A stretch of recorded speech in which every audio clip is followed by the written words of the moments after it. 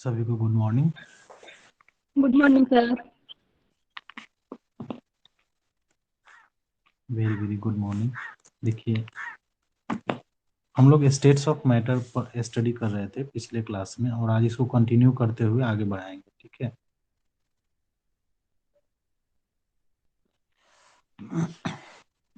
तो हम लोगों ने जो पढ़ रखा है उसको थोड़ा सा रिवाइज कर लेते हैं और फिर आगे बढ़ाते हैं। तो सबसे पहले हम लोगों ने क्या पढ़ा था? Boyle's law. एक्चुअली में ये गैस लॉ है, तो गैस लॉ में चार लॉ है। Boyle's law, Charles law. देखिए, बॉयल्स लॉ क्या कहता है? For a given amount of gas, ये मैं लिख नहीं रहा हूँ, आप लोग एक काम करिएगा, एनसीईआरटी का किताब खोल के रख लीजिएगा तो ज़्यादा बेहतर है। ठीक है, पेज नंबर 136 में है, 136 से शुरू कर रहे हैं। Boyle's law, pressure volume relation. Boyle's law जो है प्रेशर वॉल्यूम रिलेशन है। Pressure volume relation. ठीक है, मेरा वॉइस क्लियर है ना?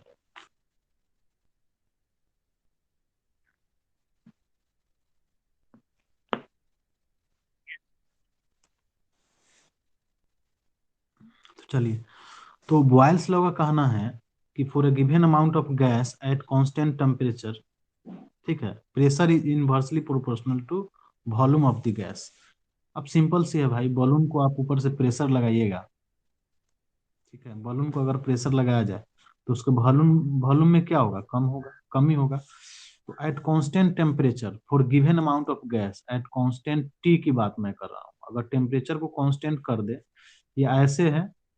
आप इसको दूसरे तरीका से भी याद रख सकते हैं, जैसे ideal gas equation P V is equal to N R T. P क्या है? प्रेशर है, वी वॉल्यूम है, एन क्या है? मोल ऑफ गैस है, आर गैस कांस्टेंट है और टी टेम्परेचर है। अगर टी को कांस्टेंट कर दिए तो P V is equal to क्या हो जाएगा? के आ जाएगा, है कि नहीं? तो वही चीज है, अगर आप for a given amount of gas माने एन भी कांस्टेंट है, at constant temperature P is directly proportional to 1/v and P V is equal to constant लिख सकते हैं। ठीक, मतलब क्या हुआ? प्रेशर को घटाइएगा तो वॉल्यूम बढ़ेगा, वॉल्यूम को घटाइएगा तो प्रेशर बढ़ेगा। अब इस चीज को ग्राफिकल रिप्रेजेंटेशन एनसीईआरटी में आप देखिए, पेज नंबर 137 में है। पी ये प्रेशर है और ये क्या है? वॉल्यूम है। जब प्रेशर कम रहेगा, मान लीजिए यहाँ पे है प्रेशर, ठीक है, तो उस समय क्या है? प्रेशर बहुत ज्यादा है ना, नीचे से ये वाला तो जीरो है, तो यहाँ पे प्रेशर ज्यादा है तो उस समय वॉल्यूम कम है। लेकिन जैसे जैसे प्रेशर को घटाएंगे तो वॉल्यूम क्या होगा? बढ़ेगा। तो ये है, और ये एट कांस्टेंट टेम्परेचर पे ये ग्राफ होगा तो ये टी देगा। तो दूसरा अगर ग्राफ ऐसे लिखा हुआ है, तीसरा, तो एग्जामिनेशन में ये T1 दे देगा, T2 लिख देगा, T3 लिख देगा और पूछ देगा कि बताइए कौन ज्यादा है। ठीक है स्टूडेंट, जस्ट अ सेकेंड।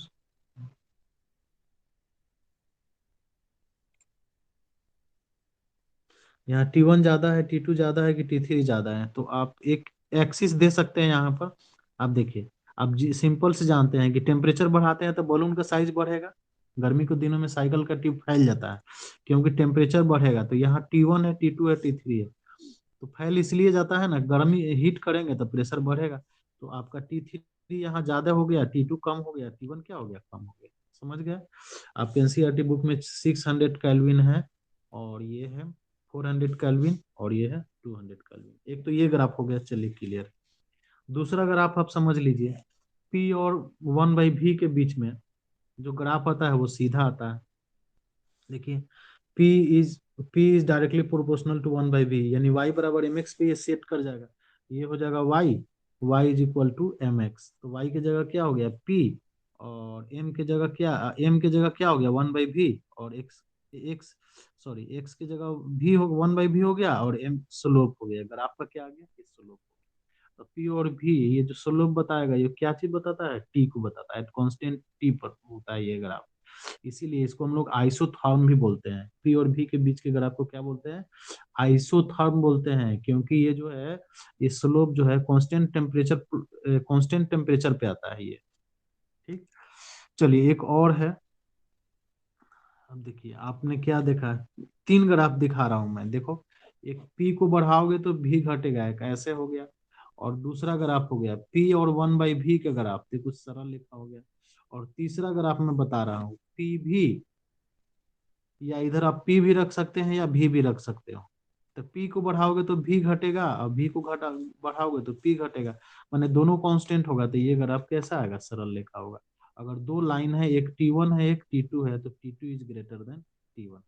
तो एट कांस्टेंट टेम्परेचर वाला जो ग्राफ होता है इसको आइसोथर्म ग्राफ बोलते हैं, या आइसोथर्मल कंडीशन पे होता है। मतलब टेम्परेचर क्या होता है, कांस्टेंट होता है। तो बॉयल्स लॉ में तीन तरह के ग्राफ मिले। इस ग्राफ में किसी को कोई दिक्कत नहीं है। प्रेशर घट बढ़ाइए तो वॉल्यूम घटेगा, ठीक है। Pressure is directly proportional to 1/v। और पी भी, पी और भी के साथ ग्राफ लेते हैं तो वो कांस्टेंट हो जाता है आइडियल गैस के लिए, ठीक है। पी और भी क्या हो जाता है, कांस्टेंट हो जाता है। तो नीचे वाला T1 है, ऊपर वाला T2 है। ये आइसोथर्मल कंडीशन पे होता है। ये तीनों ग्राफ में किसी को कोई दिक्कत?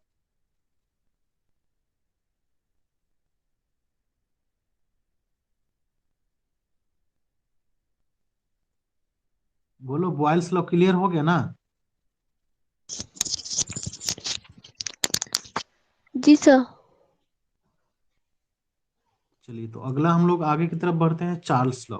अच्छा, बॉयल्स में लॉ ना कांस्टेंट टेम्परेचर पे होता है, ठीक है। तो इसको माइंड में रखना है, at constant temperature, at constant T, ठीक है। बॉइलिंग होता है, कोई भी पदार्थ बॉयल होता है तो टेम्परेचर पे ही ना बॉयल होता है। तो उस हिसाब से मेमोराइज में रख सकते हैं, Boyle's law at constant temperature होता है, ठीक। अब देखिए अगला है चार्ल्स लॉ। चार्ल्स लॉ, ठीक है। तो बॉयल्स लॉ का हो गया। देखिए अब हम लोग स्टडी करने जा रहे हैं क्या चीज, चार्ल्स लॉ। चार्ल्स लॉ का दूसरा नाम क्या है, temperature volume relationship. Charles law क्या हुआ स्टूडेंट, टेम्परेचर और वॉल्यूम रिलेशनशिप। तो अब ये एक लॉ क्या है, तो आप दो तरीके से याद रख सकते हैं। एक तो ideal gas equation, PV is equal to NRT, ये है ना। तो बॉयल्स लॉ में तो बॉइलिंग का काम होता है कांस्टेंट टेम्परेचर में, तो ये बॉयल्स लॉ तो ये हो गया। अब यहाँ पर ये वाला होता है ना, कांस्टेंट प्रेशर पे होता है। ये क्या होता है, कांस्टेंट प्रेशर। तो जैसे ही प्रेशर को आप कांस्टेंट रखिएगा तो भी समानुपाती हो जाएगा टी को। V is equal to NRT for a given amount of gas, for a given amount of gas at constant P, volume of the gas is directly proportional to T, ठीक है। Volume of the gas is directly proportional to T, यानी V directly proportional होता है T के। ये है कौन सा लॉ, चार्ल्स लॉ। तो भी डायरेक्टली प्रोपोर्शनल टू टी, इसको ऐसे भी लिख सकते हैं, V is equal to K T, या V by T is equal to K क्या है, कांस्टेंट है स्टूडेंट। यानी लिख सकते हैं किसी भी सिस्टम के लिए V1 T1 is equal to V2 T2। उसी तरह से बॉयल्स लॉ में क्या था, P1 V1 is equal to P2 V2। तो ये है बॉयल्स लॉ। और चार्ल्स लॉ में क्या हो गया, V1/T1 is equal to V2/T2। तो इतना क्लियर है सबको, बोलो। Yes sir. और बुक रखना है सबको। अब देखिए उसमें एक पॉइंट मैं बता रहा हूँ, उसको ध्यान से देखिए। ये चार्ल्स लॉ का एक्सपेरिमेंट था कि for a given amount of gas at constant pressure every rise in 1 degree, every 1 degree rise और 1 degree fall in temperature, 1 degree से बढ़ेगा या घटेगा, ठीक है। तो उसके वॉल्यूम में परिवर्तन होता है। किसी भी गैस को 1 डिग्री बढ़ाते हैं या 1 डिग्री घटाते हैं, ठीक है। तो उसके जो वॉल्यूम में परिवर्तन होता है वो 1/273 times of the volume at 0 degree C होता है। चीज को समझो, जैसे मान लीजिए कि किसी गैस का वॉल्यूम भी है, ठीक है। तो volume of gas at 0 degree C, at 0 degree C V zero मान लेते हैं, ठीक है, कोई दिक्कत नहीं है। तो 1 डिग्री अगर बढ़ेगा, after rise in 1 degree, 1 degree बढ़े या घटे तो गैस का जो वॉल्यूम होगा वो कितना हो जाएगा, V0/273 टाइम, या तो बढ़ जाएगा या तो घट जाएगा 1 डिग्री के लिए, ठीक है। देखो फिर से मैं बता रहा हूँ, ध्यान से समझ लो ये सब कुछ।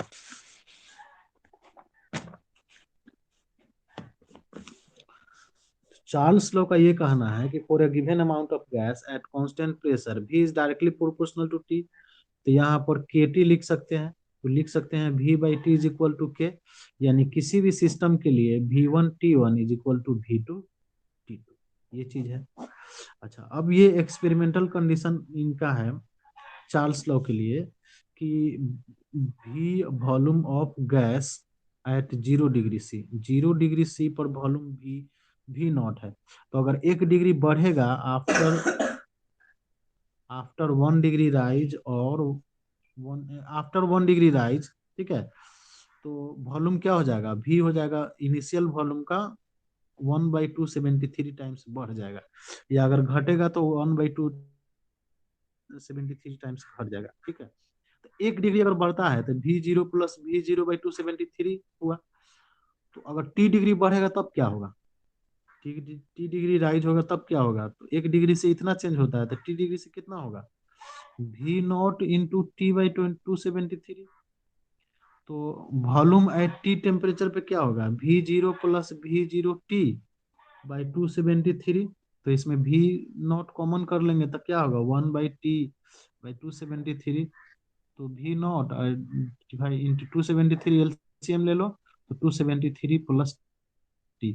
तो एक नया कॉन्सेप्ट आ रहा है यहाँ पर, इस वाले टर्म को हम लोग कैपिटल टी, इसी वाले टेम्परेचर का नाम देते हैं केल्विन। तो इससे चार्ल्स लॉ से एक कॉन्सेप्ट, एक टेम्परेचर स्केल ही राइज हुआ जिसको हम लोग केल्विन स्केल बोलते हैं, ठीक है। तो इतना चीज समझ गया कि नहीं समझे, बताइए।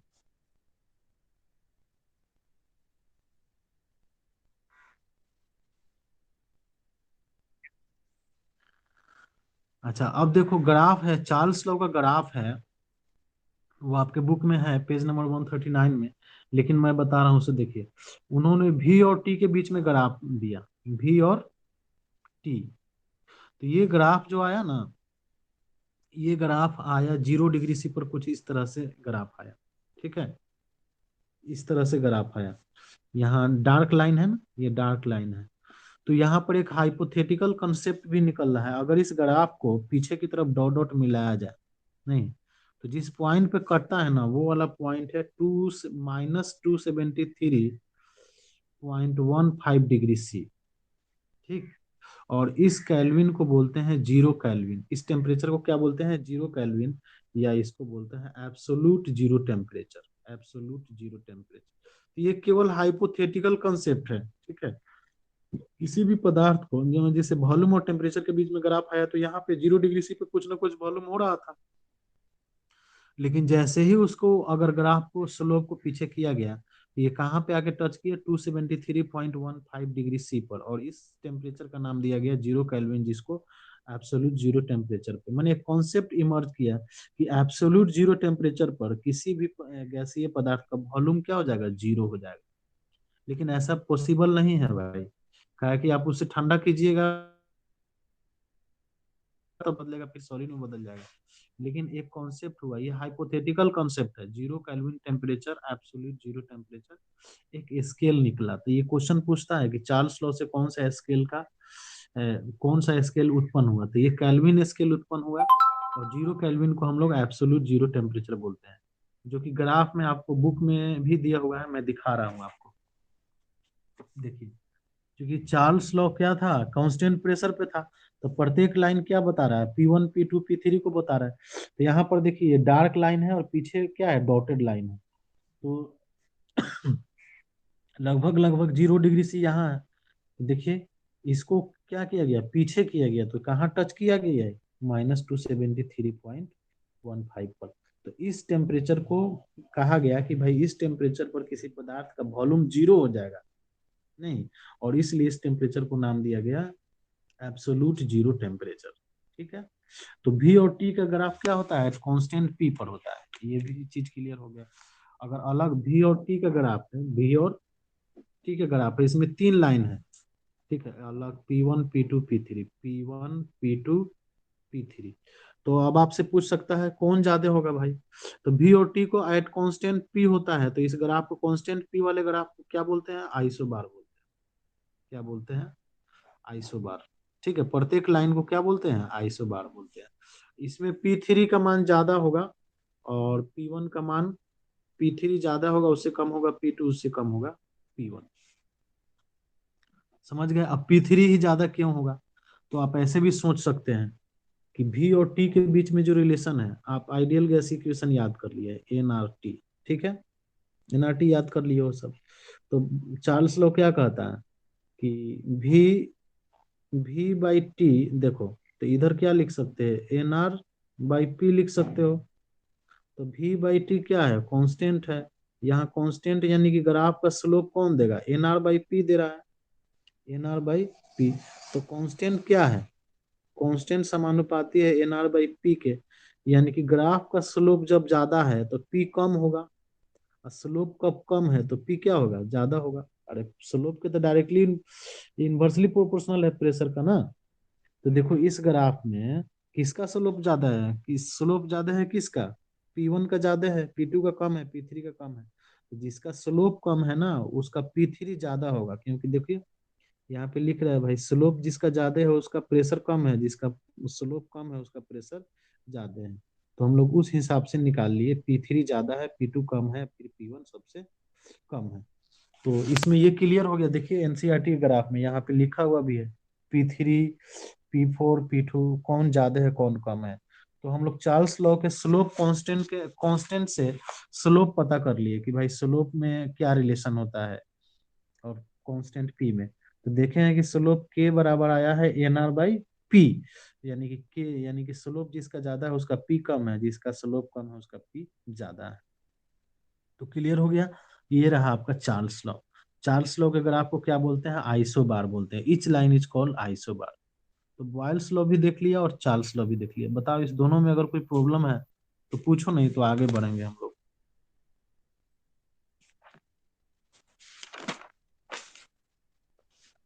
बोलिए कोई प्रॉब्लम है?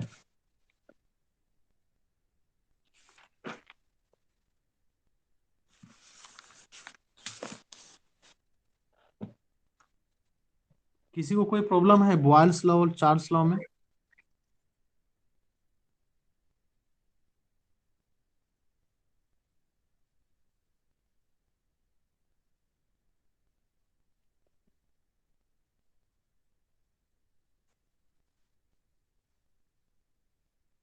बोलो बंटी, कोई प्रॉब्लम है? No sir. आकांक्षा,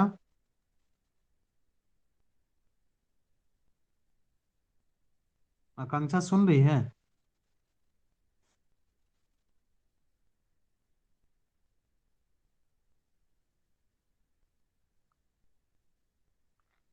नावेद बताओ।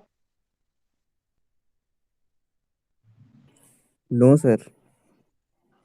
चलिए, तो बॉयल्स लॉ हो गया और चार्ल्स, बॉयल्स लॉ भी हम लोगों ने स्टडी कर रखा है और चार्ल्स लॉ भी स्टडी कर लिए। ठीक है, तो अगला लॉ है आपका, देखिए एनसीईआरटी खोल लीजिए, 5.5.3 है, गे लुसैक्स लॉ। अगला लॉ क्या है, गे लुसैक्स लॉ। तो गे लुसैक्स लॉ, तो ये वाला इक्वेशन तो याद रखिए, ideal gas equation. PV is equal to NRT. तो कोई भी चीज खोलता है टेम्परेचर पर ना, कांस्टेंट टेम्परेचर पर, तो बॉयल करता है तो बॉयल्स लॉ कांस्टेंट टी हो गया, तो पी भी हो गया कांस्टेंट। ठीक है, बॉयल्स लॉ हो गया। चार्ल्स लॉ क्या हो गया, चार्ल्स लॉ हो गया at constant P, V is equal to V/T is constant. ठीक है, तो बॉयल्स लॉ हो गया और चार्ल्स लॉ हो गया। अब क्या बच गया, गे लुसैक्स लॉ। तो गे लुसैक्स लॉ क्या कहता है, for a given amount of gas at constant भी कहता है। अब इसको कांस्टेंट कर देना। तो पहले टी कांस्टेंट था, उसके बाद पी कांस्टेंट था, अब क्या हो जाएगा, भी कांस्टेंट हो जाएगा। गे लुसैक्स लॉ कहता है for a given amount of gas at constant V, ठीक है, pressure of a gas is directly proportional to T.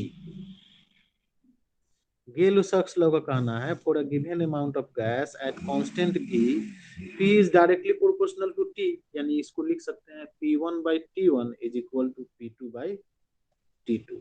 तो P1/T1 is equal to P2/T2 आसानी से लिखा सकता है। और इस लॉ का भी यही है, जिस तरह से बॉयल्स लॉ का था कि एवरी राइज और fall in temperature there is increase in volume और decrease in volume by 1/273 times of initial volume. उसी तरह से यहाँ भी है, देयर इज एवरी राइज और fall in pressure, there is increase in pressure by 1/273 times. तो इसको पी नॉट इंटू टी लिख सकते हैं, ठीक उसी तरीका से। यानी कि ये भी लिखा जा सकता है पी नॉट टी बाई 273। ठीक है, तो ये है गेल-लुसाक्स लॉ। तो गेल-लुसाक्स लॉ क्या हो गया कि भाई वॉल्यूम कांस्टेंट करेंगे तो प्रेशर टेम्परेचर के डायरेक्टली प्रोपोर्शनल होगा। यानी कि प्रेशर और टेम्परेचर के बीच में जब ग्राफ खींचेंगे तो ये ग्राफ किसको बताएगा, वॉल्यूम को बताएगा, V1 को बताएगा, V1 V2 V3। ठीक है, और यहाँ पर V3 ज्यादा होगा, V2 कम होगा, V1 सबसे कम होगा। अब क्यों V3 ज्यादा होगा, तो आप वही कर लीजिए, PV बराबर nRT जानते हैं आप, nRT। तो यहाँ पर क्या है, वॉल्यूम तो कांस्टेंट है, तो आपका P बाई टी क्या आ गया, NR/V आ गया। और इसको हम लोग स्लोप मान लीजिए K। तो देखिए K और स्लोप और V में क्या रिलेशन है, इन्वर्सली का रिलेशन है, यानी K बढ़ाइएगा तो V घटेगा, V बढ़ाइएगा तो K घटेगा, ये तो दिख रहा है। तो यहीं पर स्लोप बढ़ाइएगा तो V का मान घटेगा, और स्लोप घटाने पर V का मान क्या होगा, बढ़ेगा। तो ये चीज क्लियर हो गया। तो गेल-लुसाक्स लॉ हम उम्मीद करते हैं कि समझ गए होंगे सब। मैं एक बार और रिपीट कर दे रहा हूँ, गेल-लुसाक्स लॉ क्या है। At for a given amount of gas at constant V, P is directly proportional to T, यानी P1/T1 is equal to P2/T2। और in the same manner as Charles law, PT is equal to P0 plus P0/273 into T, मैंने T degree के लिए इतना rise करेगा। ठीक है, initial pressure के 1/273 टाइम्स राइज करेगा। तो इसको मैथमेटिकली क्या हुआ, P0 को हमने यहाँ कॉमन नहीं लिया, कॉमन लीजिएगा तो आ जाएगा 1 + T/273, और T+273 को हम लोग यहाँ पर कैपिटल T नाम दे दिए हैं।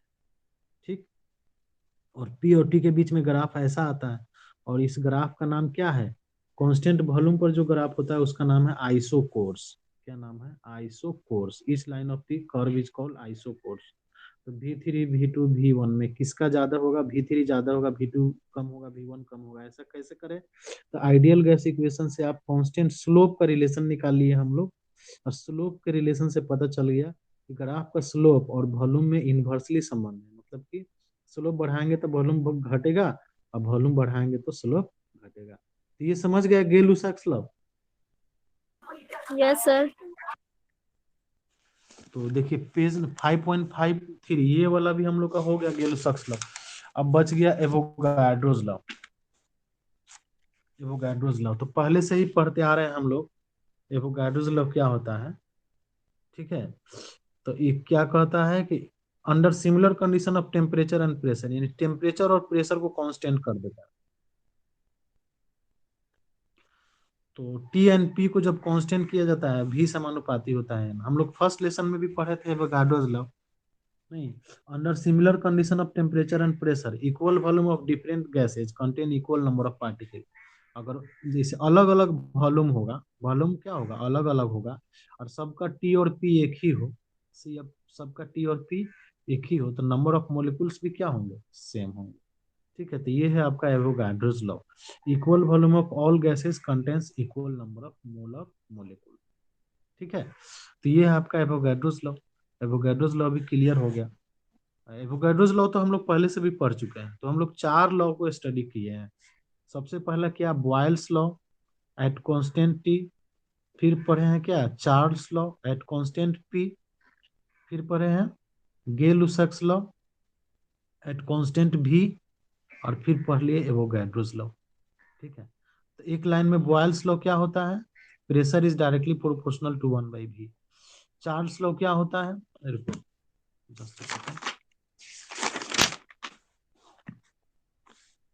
बॉयल्स लॉ में क्या हुआ, pressure is directly proportional to 1/v, या इसी को बोल सकते हैं v is directly proportional to 1/v, equation first. ठीक, चार्ल्स लॉ क्या देखे हैं आप, पहला ये देखे बॉयल्स लॉ, दूसरा देखे चार्ल्स लॉ। चार्ल्स लॉ क्या कहता है, v is directly proportional to T at constant p। ठीक है, थर्ड देखे क्या, v is directly proportional to P by T, देखिए तो बॉयल्स लॉ, चार्ल्स लॉ और एक है एवोगैड्रोज लॉ। तो ये 4 लॉ है। अब हम यहाँ पर एवोगैड्रोज लॉ हो गया ना, बॉयल्स ये वाला हो गया बॉयल्स लॉ, ये वाला क्या हो गया बॉयल्स लॉ, और ये वाला हो गया चार्ल्स लॉ। अब ही is directly proportional to Avogadro's law,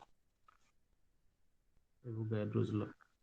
अब इस सब को अगर एक साथ मिला दे, एक ही साथ लिखे तो क्या लिखेंगे, भी समानुपाती है टी एन पी।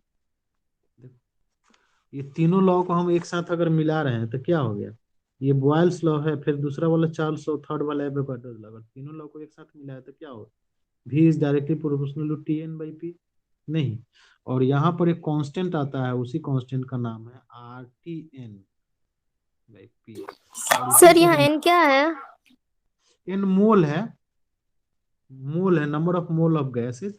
वॉल्यूम अगर अलग अलग होगा, अभी तो पढ़ी हो ना एवोगैड्रोज लॉ, अंडर सिमिलर कम अगर टेम्परेचर प्रेशर कांस्टेंट होगा और सबका वॉल्यूम अलग अलग होगा तो नंबर ऑफ उसमें क्या, ये सॉरी, सबका वॉल्यूम अगर समान होगा तो उसमें नंबर ऑफ मोलिकुल भी क्या होंगे, समान होंगे। Equal volume of all gases contains same number of molecule under similar condition of temperature and pressure. ठीक है, अलग अगर सेम वॉल्यूम हो सभी का, टेम्परेचर और प्रेशर कांस्टेंट है, तो equal volume of all gases contains equal number of molecule, ये है एवोगैड्रोज लॉ।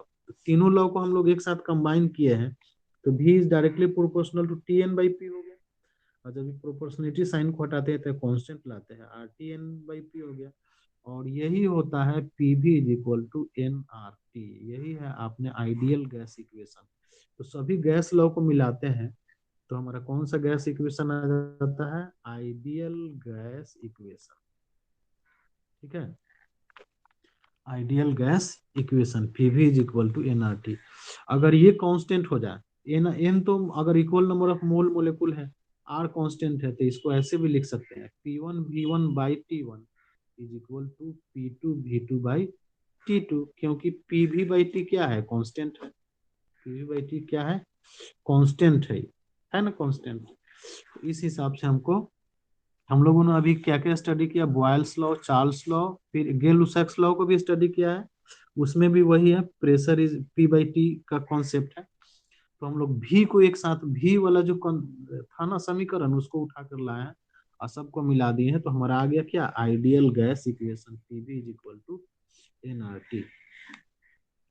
तो बताओ, ये क्लियर होना चाहिए, बॉयल्स लॉ का ग्राफ, चार्ल्स लॉ का ग्राफ, गे लुसाक्स लॉ का ग्राफ और एवोगैड्रोस लॉ, सबका मैंने ग्राफ भी समझा दिया, सबका इक्वेशन भी समझा दिया, और सबको सम्मिलित कर दिए, और सबको मिला करके जो हमारा लॉ आ गया, ये गैस इक्वेशन आ गया, उस गैस इक्वेशन को बोलते हैं आइडियल गैस इक्वेशन। अगर एनसीईआरटी किताब है तो पेज नंबर 141 में देखो 5.6 है, 5.6 टॉपिक है आइडियल गैस इक्वेशन। ठीक है, वहां पर आर इज इक्वल टू क्या है, पीवी बाई एम टी लिखा हुआ है। आर को क्या बोलते हैं, यूनिवर्सल गैस कांस्टेंट और आइडियल गैस इक्वेशन। ठीक है, और आर का क्या मान होगा, पीवी को अगर हम लोग जूल के रूप में लिए, प्रेशर वॉल्यूम भी तो काम होता है ना, अगर जूल के रूप में लेंगे तो जूल पर मोल पर केल्विन, इसका यूनिट क्या हो जाएगा, जूल पर मोल पर केल्विन।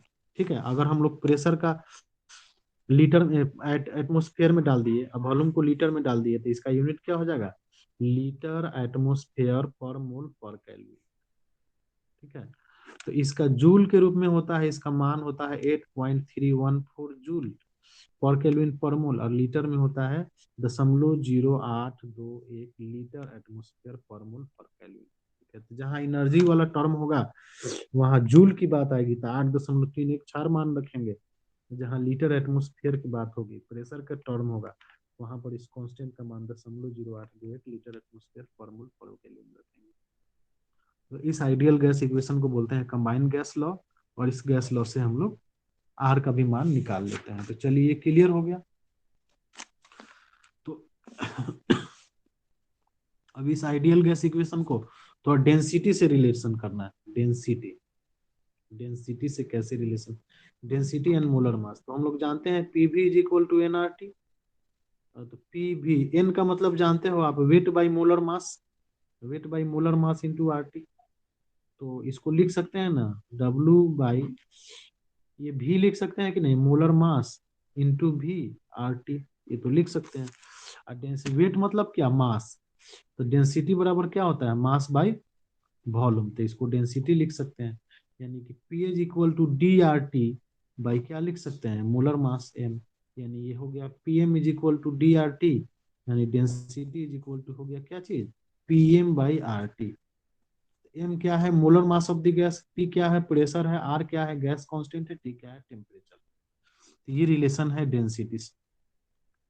तो ये है। अब डेंसिटी का रिलेशन कहाँ है, तो 5.6.1 एनसीईआरटी का टॉपिक देखो सब। 5.6.1 density and molar mass of gaseous substance. देखो क्लियर है। Yes sir. अब बुक रखा, सबको बुक है सामने में, है सबके पास। Yes sir. हाँ, तो जैसे जैसे बुक है और वो जो प्रॉब्लम है ना, 5.1, 5.2, 5.3, उसको बना लेना है सबको। प्रॉब्लम बनाया हुआ है, फिर भी उसको बनाना है, 5.1, 5.2 और 5.3। तो अभी तक हम लोग पहुंच गए हैं density and molar mass of gaseous substance पर। चलो, कोई प्रॉब्लम।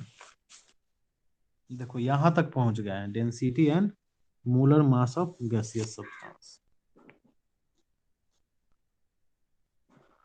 तो आज क्या क्या पढ़ा, सब बॉयल्स लॉ पढ़ा, चार्ल्स लॉ पढ़ा, और गेलुसाक्स लॉ, फिर एवोगाड्रोस लॉ, फिर सभी लॉ को मिलाया है आइडियल गैस इक्वेशन। फिर आइडियल गैस इक्वेशन से आर का क्या यूनिट होना चाहिए, आर कांस्टेंट का क्या मान होता है। और फिर हम लोग देखें density and molar mass of gaseous substance. ठीक है, कोई प्रॉब्लम है, बताओ। No sir. तो अगला लॉ हम लोग Dalton's law of partial pressure, देखिए आपका है 5.6.2। तो डाल्टन्स लॉ का बता देते हैं।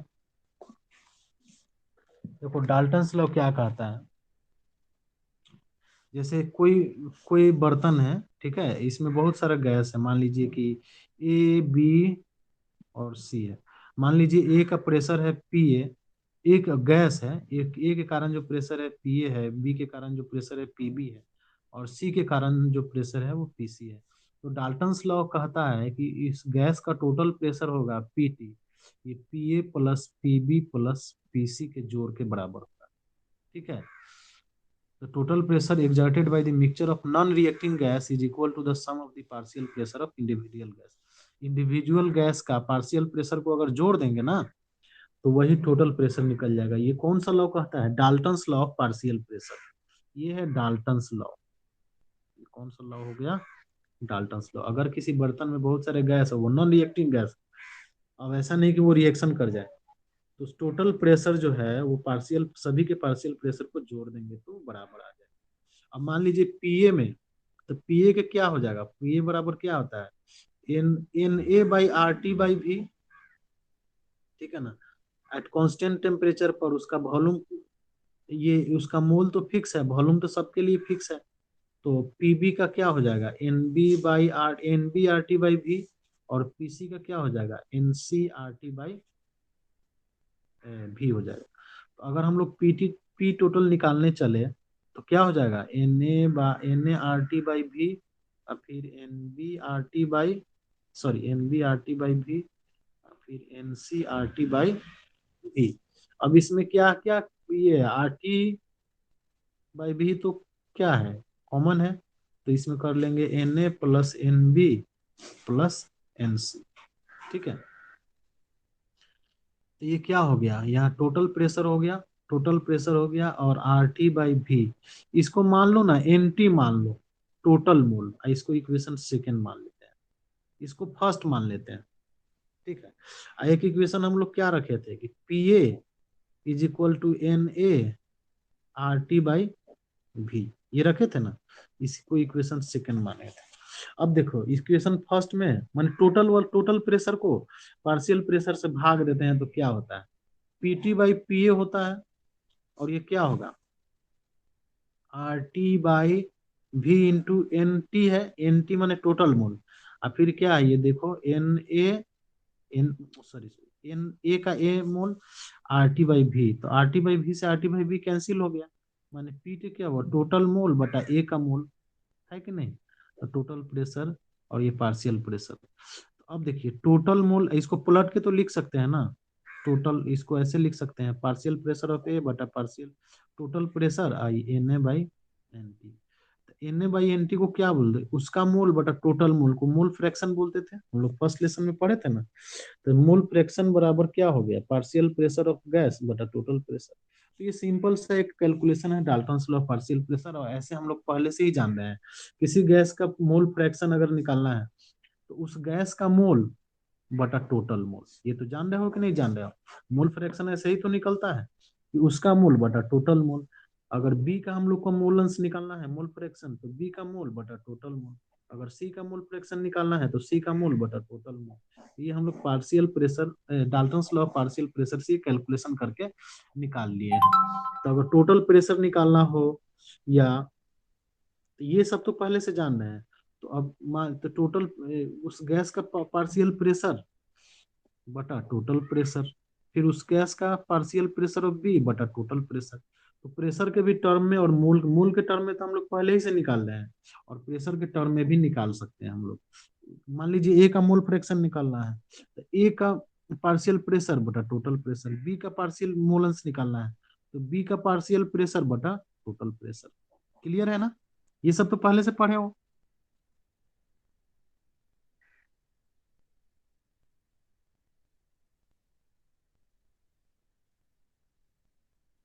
बोलो आकांक्षा। Yes sir. हाँ बताओ बताओ सबको ही बताओ, बंटी, साधका, नावेद, ये Dalton's law of partial pressure में कोई प्रॉब्लम है, अगर नहीं प्रॉब्लम है तो फिर आगे बढ़ जाएंगे, नहीं तो फिर से बता देंगे, बोलो।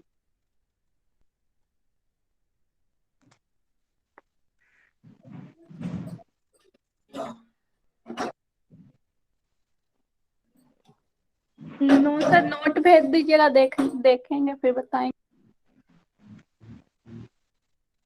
अच्छा अच्छा ठीक है ठीक है। तो ठीक है, आज का क्लास हम लोग का इतना ही रहेगा, ठीक है। और इसका हम नोट्स बना के भेज देंगे, सब स्टडी कर लेना। चलो तो सभी को